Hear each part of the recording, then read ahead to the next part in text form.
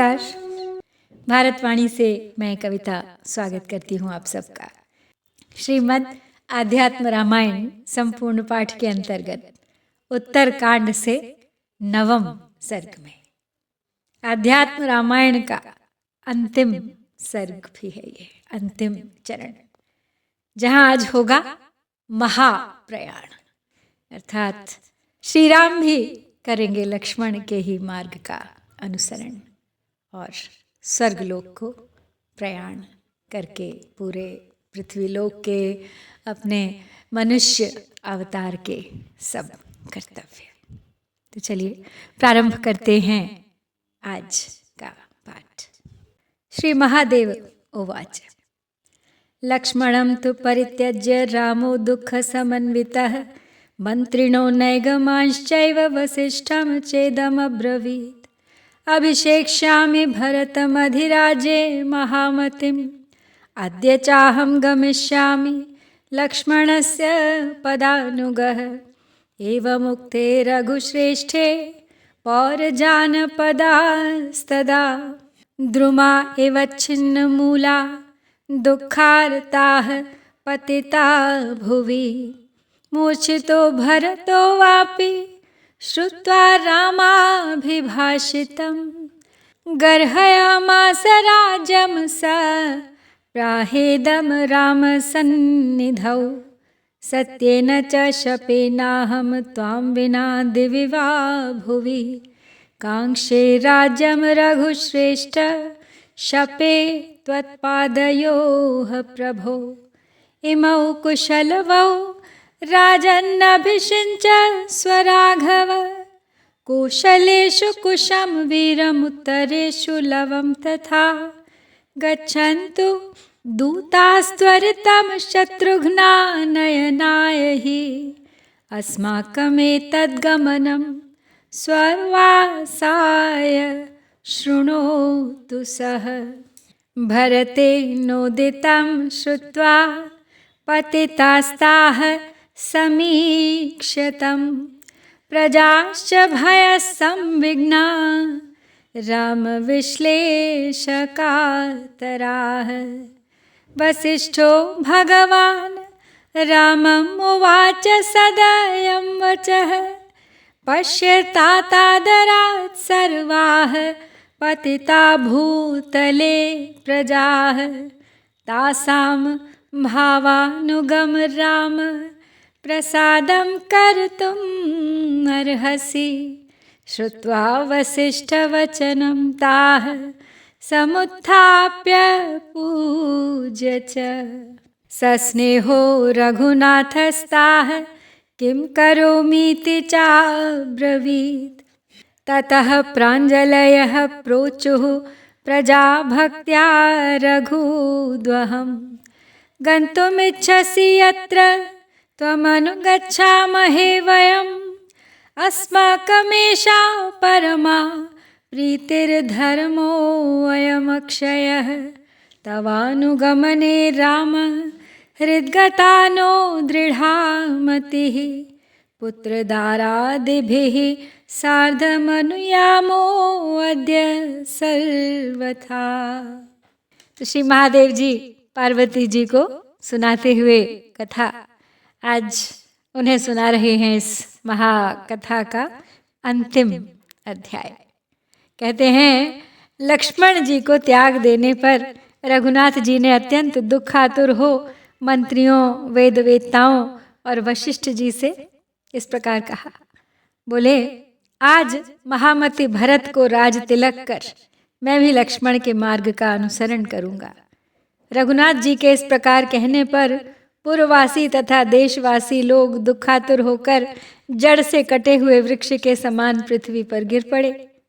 राम जी का कथन सुनकर भरत जी को भी मूर्छा आ गई। उन्होंने रघुनाथ जी के निकट राज्य की निंदा करते हुए इस प्रकार कहा, हे रघुश्रेष्ठ, मैं सत्य की शपथ करके कहता हूँ, हे प्रभु, मुझे आपके चरणों की सौगंध है। मैं आपके बिना स्वर्गलोक या भूरलोक कहीं के भी राज्य की इच्छा नहीं करता। हे महाराज राम, इन कुश और लव को ही राज तिलक कर दीजिए। अवध में वीरवर कुश को और उत्तर में लव को राजा बनाइए। शीघ्र ही शत्रुघ्न को लाने के लिए दूत जाने चाहिए, जिससे वह भी हमारे स्वर्गवास के लिए जाने का वृत्तांत सुन ले। तो भरत जी का कथन सुन उनकी ओर देखकर संपूर्ण प्रजा भयभीत तथा राम जी के वियोग से व्याकुल हो पृथ्वी पर गिर पड़ी। तब भगवान वशिष्ठ जी ने रघुनाथ जी से करुणा युक्त वचन कहा। बोले, हे तात, सारी प्रजा पृथ्वी पर पड़ी हुई है, उसे कृपा दृष्टि से देखो। हे राम, इनके भावानुसार तुम्हें भी इन पर कृपा करनी चाहिए। तो वशिष्ठ जी के ये वचन सुनकर रघुनाथ जी ने उन सबों को उठाया और उनका सत्कार कर उनसे प्रेम पूर्वक पूछा, कहो मैं तुम्हारे लिए क्या करूं? तब प्रजाजन हाथ जोड़कर रघुनाथ जी से भक्ति पूर्वक बोले, आप जहां जाना चाहते हैं हम भी वहीं आपका अनुगमन करेंगे। यही हमारी सबसे बड़ी प्रसन्नता और अक्षय धर्म है। हे राम, हमारे हृदय में आपका अनुगमन करने का ही दृढ़ विचार है। तपोवनं वा स्वर्गं वा पुरं वा रघुनंदन, ज्ञात्वा तेषां मनोदार्ढ्यं कालस्य वचनं तदा। भक्तं पौरजनं चैव बाढमित्याह राघवः, कृत्वैवं निश्चयं रामस्तस्मिन्ने वाहने प्रभुः। प्रस्थापयामास च तौ रामभद्रः कुशीलवौ, अष्टौ रथसहस्राणि सहस्रं चैव दन्तिनां, षष्टिं चाश्वसहस्राणामेकैकस्मै ददौ बलं। बहुरत्नौ बहुधनौ हृष्टपुष्टजनावृतौ, अभिवाद्य गतौ रामं कृच्छ्रेणतु कुशीलवौ। शत्रुघ्नानयने दूतान् प्रेषयामास राघवः, ते दूतास्त्वरितं गत्वा शत्रुघ्नाय न्यवेदयन्। कालस्यागमनं पश्चादत्रिपुत्रस्य चेष्टितं, लक्ष्मणस्य च निर्णायं प्रतिज्ञां राघवस्य च। पुत्राभिषेचनं चैव सर्वं रामचिकीर्षितं, श्रुत्वा तद्दूतवचनं शत्रुघ्नः कुलनाशनं। व्यथितोऽपि धृतिं लब्ध्वा पुत्रावाहूय सत्वरः, अभिषिच्य सुबाहुं वै मथुरायां महाबलः। यूपकेतुं च विदिशानगरे शत्रुसूदनः, अयोध्यां त्वरितं प्रागात् स्वयं राम दिदृक्षया। ददर्श च महात्मानं तेजसा ज्वलनप्रभं, दुकूलयुगसंवीतं ऋषिभिश्चाक्षयैर्वृतम्। अभिवाद्य रमानाथं शत्रुघ्नो रघुपुङ्गवं, प्राञ्जलिर्धर्मसहितं वाक्यं प्राह महामतिः।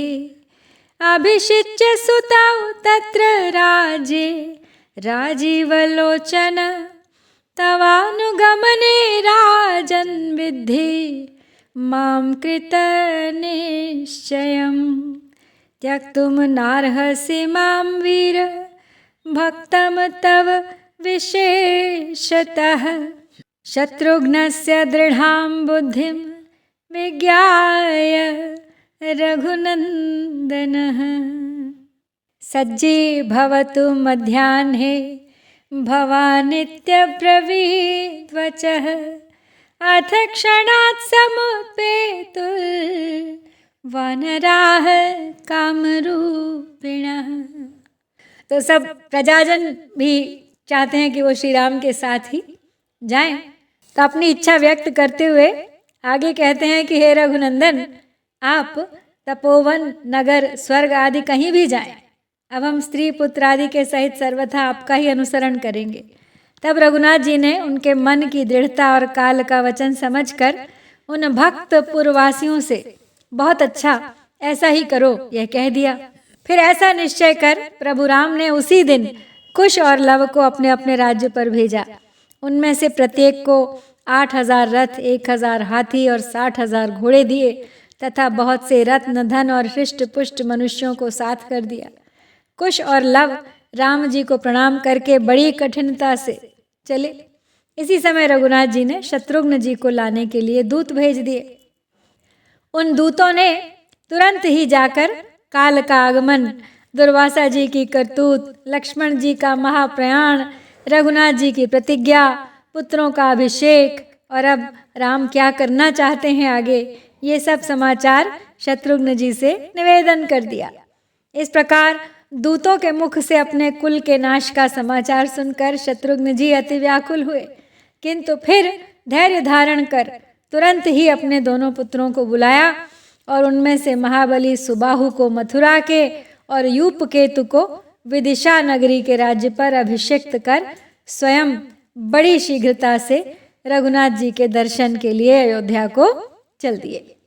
वहां पहुंचने पर उन्होंने अपने तेज से अग्नि के समान देदीप्यमान महात्मा राम को 2 वस्त्र धारण किए और चिरंजीवी ऋषियों से घिरे हुए देखा। महामति शत्रुघ्न जी ने लक्ष्मीपति श्री रघुनाथ जी को प्रणाम किया और फिर हाथ जोड़कर ये धर्मयुक्त वाक्य कहे। हे कमल नयन, मैं अपने राज्य पर दोनों पुत्रों का अभिषेक कर आया हूँ। हे राजन, अब मैंने भी आप ही का अनुगमन करने का निश्चय कर लिया है। हे वीर, मैं आपका भक्त हूँ, अतः आपको मुझे छोड़ना नहीं चाहिए। तो शत्रुघ्न का दृढ़ निश्चय जान श्री रघुनाथ जी ने कहा, तुम भी आज दोपहर के समय तैयार रहो। ऋक्षाश्च राक्षसाश्चैव गोपुच्छाश्च सहस्रशः ऋषीणां देवतानां च पुत्रा रामस्य निर्गमम् श्रुत्वा प्रोचु रघुश्रेष्ठं सर्वे वानरराक्षसाः तवानुगमने विद्धि निश्चितार्थान्हिनः प्रभो। एतस्मिन्नन्तरे रामं सुग्रीवोऽपि महाबलः यथावदभिवाद्याः राघवं भक्तवत्सलम् अभिषिच्याङ्गदं राज्ये आगतोऽस्मि महाबलं तवानुगमने राम विद्धि मां कृतनिश्चयम् श्रुत्वा तेषां दृढं वाक्यं ऋक्षवानरराक्षसां विभीषणम् उवाचेदं वचनं मृदुसादरं धरिष्यति धरा यावत् प्रजास्तावत् प्रसादी मे वचनाद्राक्षसं राज्यं शापितोऽसि ममोपरि न किञ्चिदुत्तरं वाच्यं त्वया मत्कृतकारणात् एवं विभीषणं तूक्त्वा हनुमन्तं अथाब्रवीत् मारुते त्वं चिरञ्जीव ममाज्ञां मां मृषा कृताः जाम्बवन्तमथ प्राह तिष्ठ त्वं द्वापरान्तरे मया सार्धं भवेद्युद्धं यत्किञ्चित् कारणान्तरे ततस्तान् राघवः प्राह ऋक्षराक्षसवानरान् सर्वानेव मया सार्धं प्रयातेति दयान्वितः। ततः प्रभाते रघुवंशनाथो विशालवक्षाः सितकञ्जनेत्रः पुरोधसम्प्राह वसिष्ठमार्यं यान्त्वग्निहोत्राणि पुरो गुरो मे ततो वसिष्ठोऽपि चकार सर्वं प्रास्थानिकं कर्म महद्विधानात् क्षमाम्बरोदर्भपवित्रपाणि महाप्रयाणाय गृहीत बुद्धिः निष्क्रम्य रामो नगरात् सिताभ्रात् शशिवयातः शशिकोटिकान्तिः रामस्य सव्ये सितपद्महस्ता पद्मागता पद्मविशालनेत्रा पार्श्वे अथ दक्षे अरुणकञ्जहस्ता श्यामा ययौ भूरपि दीप्यमाना शास्त्राणि शस्त्राणि धनुश्च बाणा जगमुः पुरस्ताद् धृतविग्रहास्ते। तो शत्रुघ्न को भी तैयार होने के लिए श्री राम ने कह दिया। उसी समय इच्छानुसार रूप धारण करने वाले वानर, रीछ, राक्षस और गोपुच्छ वानर हजारों की संख्या में आ कूदे तथा ऋषि और देवताओं के पुत्र रूप वे समस्त वानर और राक्षस गण रघुनाथ जी का निर्याण सुनकर उनसे कहने लगे, प्रभो आप हमें भी अपने पीछे चलने के लिए बस कटिबद्ध समझें। इतने ही में महाबली सुग्रीव ने भी यथावत प्रणाम करके भक्तवत्सल रघुनाथ जी से कहा, हे राम, मैं महाबली अंगद को राज तिलक कर आपके साथ चलने का निश्चय करके आया हूँ, ऐसा आप जान लीजिए। तब उन रीछ, वानर और राक्षसों के ऐसे दृढ़ वाक्य सुनकर श्री रघुनाथ जी ने विभीषण से आदरपूर्वक इस प्रकार मधुर वचन कहा, मैं तुम्हें अपनी शपथ कराता हूँ, जब तक पृथ्वी प्रजा धारण करे तब तक मेरे कहने से तुम राक्षसों का राज्य करो। अब तुम मेरी की हुई इस व्यवस्था के विषय में कुछ और उत्तर मत देना। तो विभीषण से इस प्रकार कह फिर वे हनुमान जी से बोले, हे मारुते, तुम चिरकाल तक जीवित रहो, मेरी पूर्व आज्ञा को मिथ्या मत करो।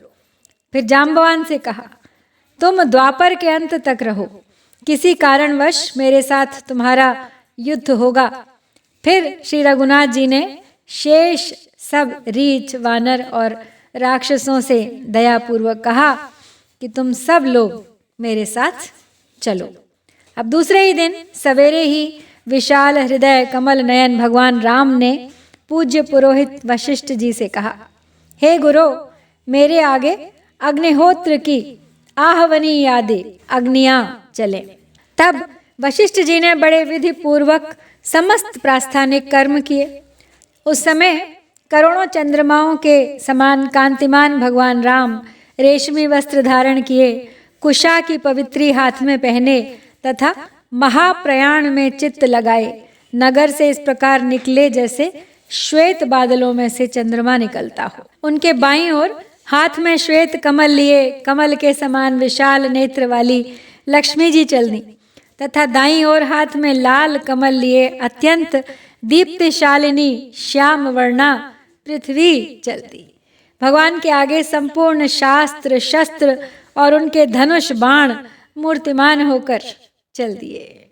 वेदाश्च सर्वे धृत विग्रहाश्च ययुश्च सर्वे मुनयश्च दिव्याः माता श्रुतीनाम प्रणवेन साध्वी ययौ हरिं व्याहृतिभिः समेता गच्छन्तमेवानुगता जनास्ते सपुत्रदाराः सह बन्धुवर्गैः अनावृतद्वारमिवापवर्गं रामं व्रजन्तं ययुराप्तकामाः शान्तः पुरः सानुचरः सभार्यः शत्रुघ्नयुक्तो भरतो अनुयातः गच्छन्तमालोक्य रमा समेतं श्रीराघवं पौरजनाः समस्ताः सबालवृद्धाश्च ययुर्द्विजाग्रयाः सामात्यवर्गाश्च समन्त्रिणो ययुः सर्वे गताः क्षत्रमुखाः प्रहृष्टा वैश्याश्च शूद्राश्च तथा परे च सुग्रीवमुख्या हरिपुङ्गवाश्च स्नाता विशुद्धाः शुभशब्दयुक्ताः न कश्चिदासीत् भवदुःखयुक्तो दीनो अथवा बाह्यसुखेषु सक्तः आनन्दरूपानुगता विरक्ता ययुश्च रामं पशुभृत्यवर्गैः। भूतान्यदृश्यानि च यानि यत्र ये प्राणिनः स्थावरजङ्गमाश्च साक्षात् परात्मानमनन्तशक्तिं जग्मुर्विरक्ताः परमेकमीशम्। नासीदयोध्या नगरे तु जन्तुः कश्चित्तदा राममनानयातः शून्यं बभूवाखिलमेव तत्र पुरं गते राजनि रामचन्द्रे। ततो अतिदूरं नगरात् स गत्वा दृष्ट्वा नदीं तां हरिनेत्रजातां नन्दरामः स्मृतपावनोऽतो ददर्श चाशेषमिदं हृदिस्थम्। इसी प्रकार समस्त वेद, समस्त दिव्य मुनिजन तथा ओंकार और व्याहृतियों के सहित वेद माता गायत्री ये सब भी शरीर धारण कर श्रीहरि के साथ चल दिए। इस प्रकार रघुनाथ जी के चलने पर अपने बंधु बांधव और स्त्री पुत्र आदि के सहित समस्त पुरजन इस प्रकार चले मानो सफल मनोरथ हो मोक्ष के खुले द्वार को जा रहे हों। फिर रनिवास सेवक गण स्त्री और शत्रुघ्न के सहित भरत जी भी चल दिए। रघुनाथ जी को लक्ष्मी के सहित जाते देख बालक और वृद्धों के सहित समस्त पुरजन तथा अमात्य और मंत्रियों के सहित समस्त ब्राह्मण गण चल दिए। उनके पश्चात मुख्य मुख्य क्षत्रिय, वैश्य, शूद्र और अन्य अंत्यजादि सभी लोग अति हर्षपूर्वक चल दिए। फिर सुग्रीव आदि श्रेष्ठ वानर गण स्नान आदि से शुद्ध हो श्री रामचंद्र जी की जय इस तरह से मंगल शब्द करते हुए चल दिए। उनमें से कोई भी संसार दुख से दुखी, दीन अथवा बाह्य विषयों में आसक्त नहीं था। वे सभी परमानंद स्वरूप भगवान राम के अनुगामी संसार से उपराम होकर अपने पशु और नौकर चाकरों के सहित रघुनाथ जी के साथ चले गए। जो प्राणी कभी दिखलाई नहीं पड़ते थे तथा जितने स्थावर और जंगम जीव थे वे सभी संसार से विरक्त होकर एकमात्र परमेश्वर अनंत शक्ति साक्षात परमात्मा राम के साथ चले। उस समय अयोध्या में कोई ऐसा जीव नहीं था जो भगवान राम में चित्त लगाकर उनका अनुगामी न हुआ हो। महाराज रामचंद्र के कूच करते ही वह सारा नगर सूना हो गया। नगर से बहुत दूर निकल जाने पर श्री रघुनाथ जी ने विष्णु भगवान के नेत्र से प्रकट हुई सरयू नदी देखी। स्मरण करते ही पवित्र करने वाले भगवान रामचंद्र जी उसे देखकर बड़े प्रसन्न हुए और फिर इस संपूर्ण जगत को अपने हृदय में देखने लगे। अथागतस्तत्र पितामहो महान् देवाश्च सर्वे ऋषयश्च सिद्धाः विमानकोटिभिरपारपारं समावृतं खं सुरसेविताभिः रविप्रकाशाभिरभिस्फुरत्स्वं ज्योतिर्मयं तत्र नभो बभूव स्वयं प्रकाशैर्महतां महद्भिः समावृतं पुण्यकृतां वरिष्ठैः ववुश्च वाताश्च सुगन्धवन्तो ववर्षवृष्टिः कुसुमावलीनाम् उपस्थिते देवमृदङ्गनादे गायत्सु विद्याधर किन्नरेषु रामस्तु पद्भ्यां सरयूजलं सकृत् स्पृष्ट्वा परिक्रामदनन्तशक्तिः ब्रह्मा तदा प्राह कृताञ्जलिस्तं रामं परात्मन् परमेश्वरस्त्वं विष्णुः सदानन्दमयोऽसि पूर्णो जानासि तत्त्वं निजमैशमेकं तथापि दासस्य ममाखिलेश कृतं वचो भक्तपरोऽसि विद्वन्।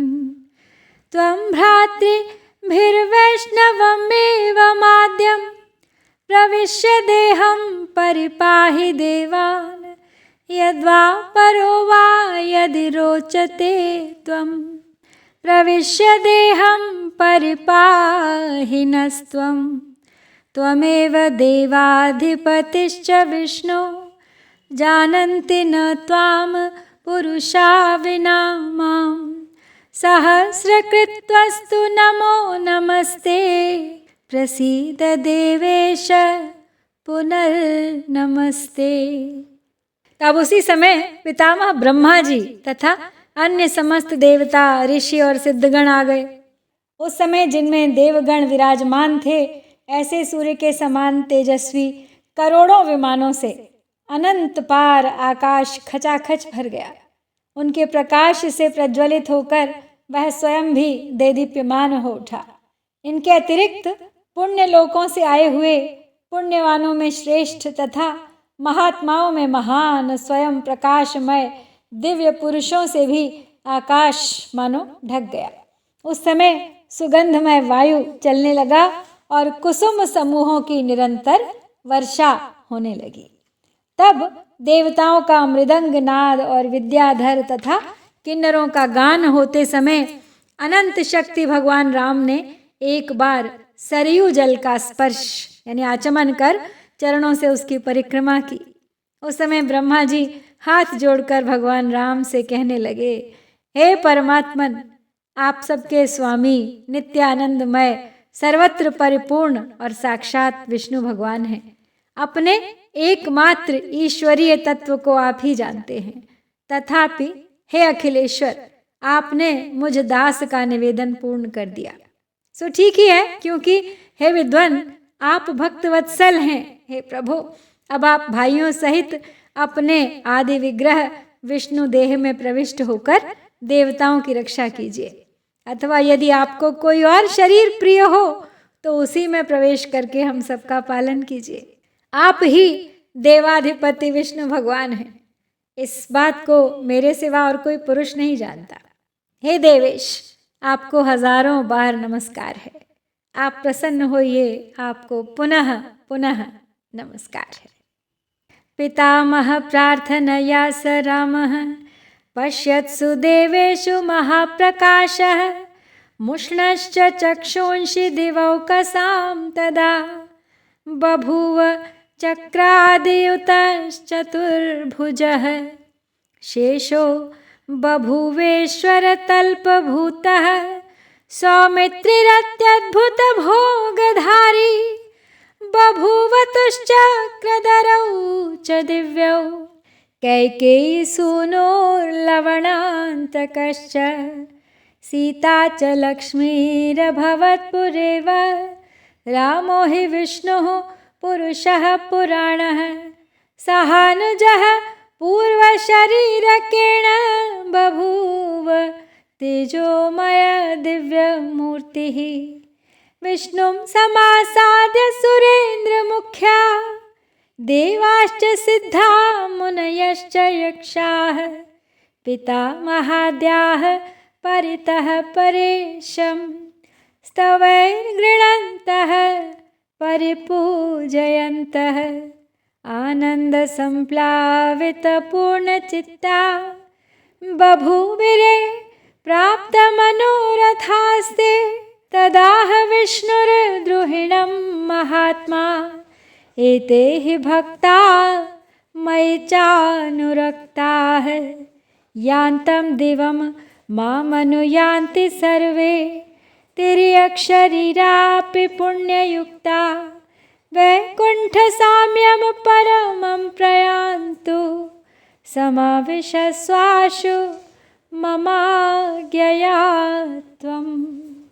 श्रुत्वा हरेर्वाक्यमथाब्रवीत् कः शान्तानि कान्यान्तु विचित्रभोगान् लोकान् मदीयोपरि दिव्यमानां स्तवद्भावयुक्ताः कृतपुण्यपुञ्जा ये चापि ते राम पवित्र नाम गृह्णन्ति मर्त्यालय काल एव अज्ञानतो वापि भजन्तु लोकान् स्थानेव योगैरपि चाधिगम्यान्। तब फिर पितामह ब्रह्मा जी की प्रार्थना से महातेजोमय भगवान राम सब देवताओं के देखते देखते उनकी दृष्टि को चुराते हुए चक्र आदि आयुधों से युक्त चतुर्भुज हो गए। लक्ष्मण जी अद्भुत फण धारण कर भगवान की शैया रूप शेषनाग हो गए तथा कैकेयी पुत्र भरत और लवणांतक शत्रुघ्न दिव्य चक्र और शंख हो गए। सीता जी तो पहले ही सी लक्ष्मी हो गई थी। भगवान राम पुराण पुरुष विष्णु भगवान हो गए। वे भाइयों के सहित अपने पूर्व शरीर से तेजोमय दिव्य स्वरूप वाले हो गए।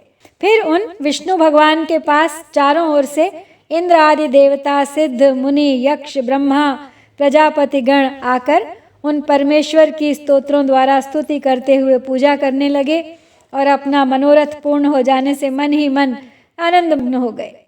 तब महात्मा विष्णु भगवान ने ब्रह्मा जी से कहा, ये सब मेरे भक्त और मुझ में प्रीति रखने वाले हैं। मेरे साथ ये सब भी स्वर्गलोक को जाना चाहते हैं। इनमें जो तिर्यक शरीरधारी हैं वे भी बड़े पुण्यात्मा हैं।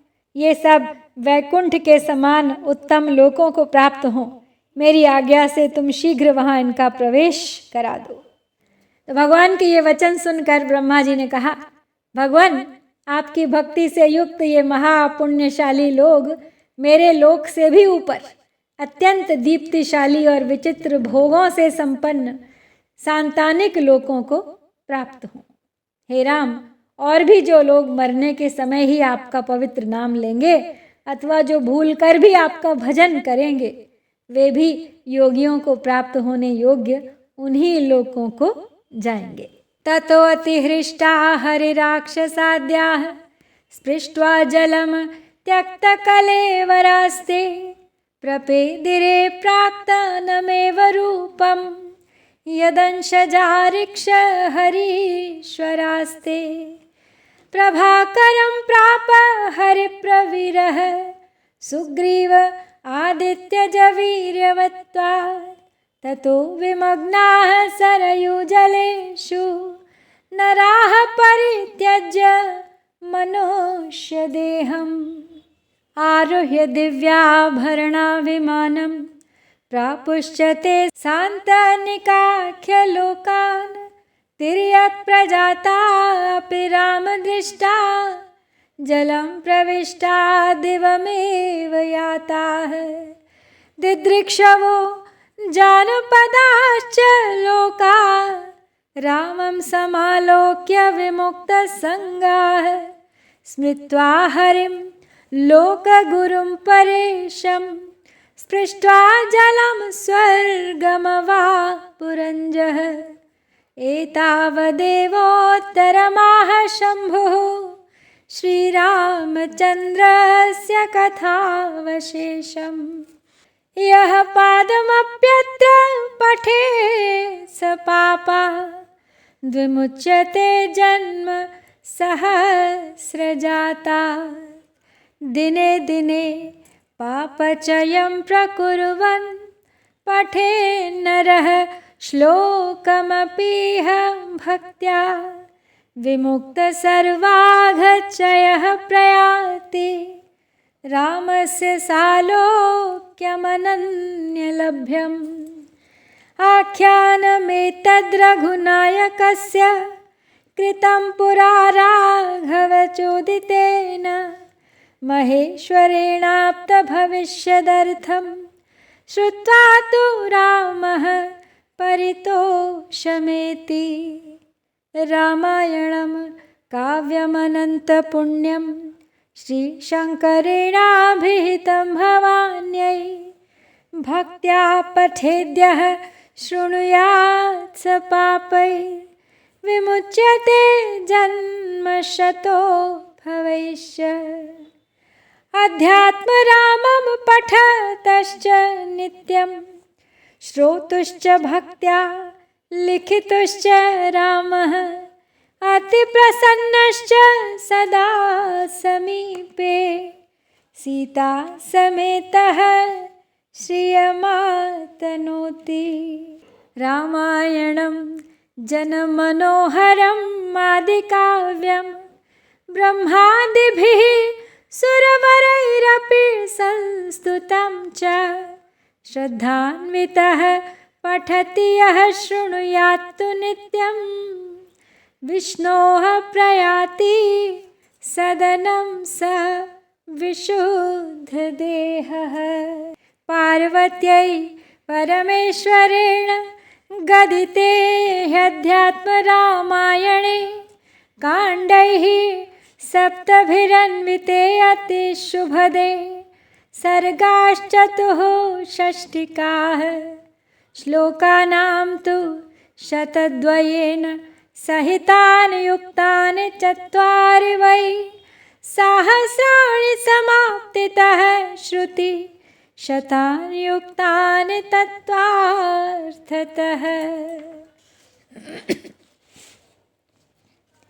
तब ये सुनकर समस्त वानर और राक्षस आदि अति प्रसन्न हुए और जल स्पर्श करके शरीर छोड़ने लगे। वे रीछ और वानर आदि जिस जिसके अंश से उत्पन्न हुए थे उस देवता के पूर्व रूप को ही प्राप्त हो गए। वानर राज सुग्रीव सूर्य के वीर से उत्पन्न हुए थे, अतः वे सूर्य में लीन हो गए। तदनंतर अयोध्या निवासी लोग सरयू के जल में डूब डूब कर मनुष्य देह को त्याग दिव्य आभूषणों से विभूषित हो विमानों पर चढ़कर सांतनिक नामक लोकों में पहुंच गए। जो तिर्यक योनियों में उत्पन्न हुए थे वे यानी कुकर शूकर आदि, वे भी सब भगवान राम की दृष्टि पड़ने से जल में डूबकर स्वर्गलोक को ही चले गए। जो देशवासी लोग यह सब कौतुक देखने के लिए आए थे वे भी श्री रामचंद्र जी का दर्शन कर संसार की आसक्ति को छोड़ लोक गुरु परमेश्वर भगवान विष्णु का स्मरण करते हुए जल स्पर्श कर अनायास स्वर्ग को चले गए। श्री महादेव जी ने भगवान राम की कथा का परिशिष्ट रूप यह इतना ही उत्तरकांड कहा है। जो पुरुष इसका एक पाद यानी चौथाई श्लोक भी पढ़ता है वह अपने हजारों जन्मों के पापों से मुक्त हो जाता है।